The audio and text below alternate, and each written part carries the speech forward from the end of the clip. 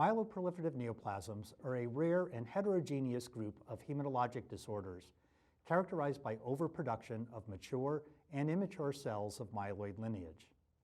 In this OncLive pair exchange, we will be discussing three myeloproliferative neoplasms: myelofibrosis, polycythemia vera, and essential thrombocythemia, and modern management of these disease entities.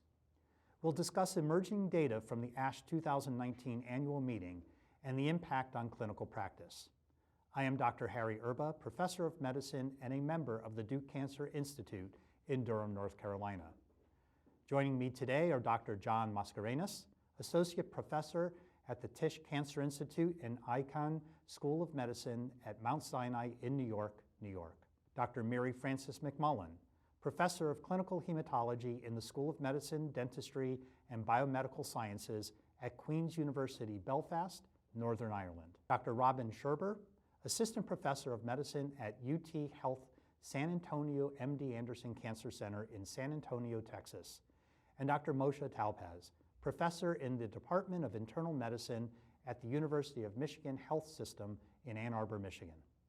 Thank you for joining us. Let's begin. Mary Frances, why don't you start by giving us some idea of the prevalence of the myeloproliferative neoplasms, and specifically these three subtypes we'll be discussing. So essential thrombocythemia is the most common, rapidly followed by polycythemia vera, and then much less myelofibrosis. Incidence figures are available showing about 1 per 100,000 for PV and ET and about half that for myelofibrosis. But of course the prevalence would be much, much higher than that because patients live for many years or even a normal life expectancy with these disorders, and there aren't actually good figures for that. So though they're rare disorders, the numbers in the population are much higher. Okay. John, what do these disorders have in common and how can they be distinguished? So I think they have a lot of things in common. So both biologically, there's a lot of overlap. For example, the JAK-STAT signaling pathway is a central theme, pathologic theme throughout myeloproliferative neoplasms. The presentation is often similar in terms of elevated blood count, so typically thrombocytosis with essential thrombocythemia. You can have leukocytosis, erythrocytosis, and thrombocytosis with polycythemia vera.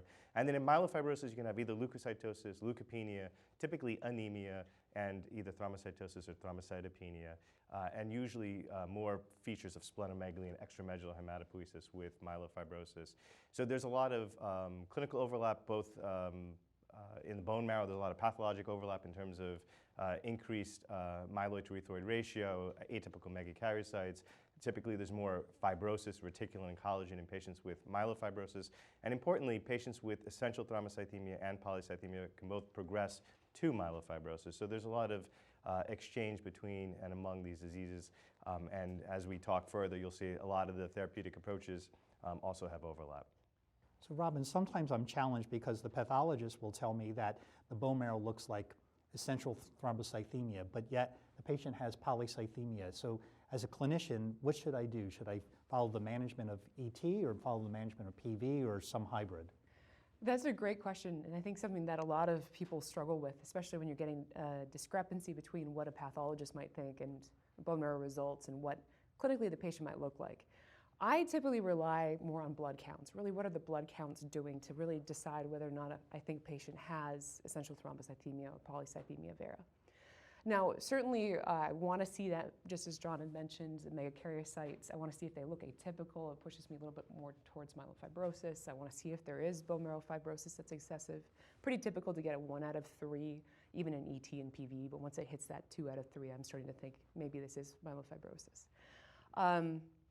Again, usually blood counts are kind of where I look. I also will look at a few other markers of inflammation and other things, but that's typically. And I'd like to add, to that point, the World Health Organization has diagnostic criteria which are updated frequently. In 2016, they help guide the clinician because it is challenging, and often the hematopathologist is working in a void. They give you what they see, and then it's really up to the clinician to integrate that with laboratory and clinical features. And if you follow WHO diagnostic criteria, it enables you to, I think, more accurately distinguish between, for example, pre-PMF and essential thrombocythemia, where the outcomes can be different and potentially the management approach can vary too. So Moshe, given that discussion on that end of the table, I'll swing the pendulum the other way. Does the clinician really need to get a bone marrow biopsy to make these diagnoses, or can you depend on molecular markers and blood counts and physical exam? I think that generally I'd like to have a bone marrow test in every patient that has myeloproliferative neoplasia. And the reason is not necessarily to make a distinction between, let's say, essential thrombocythemia and polycythemia, but rather to rule out many other conditions, overlap syndromes with myelodysplastic syndrome and so forth. And actually I hone on one cell, the megakaryocyte. If the megakaryocyte has features of dysplasia and the other lineages tend to be relatively unaffected, it's a very strong indication that we are dealing with a myeloproliferative disorder. And that's in that respect, it's extremely helpful. Of course, we rely on the mutation analysis of JAK2, calreticulin, MIPL, and so forth. But together, we have enough information to make a proper diagnosis. I would say today it's difficult to miss a diagnosis.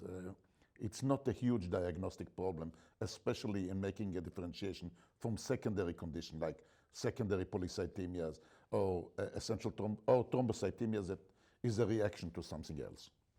Yeah, I agree. I think it is essential, but you have to pull in the clinical data to help to guide your management of the patient. Can I push looking at a blood film as well? Absolutely. It's a great point.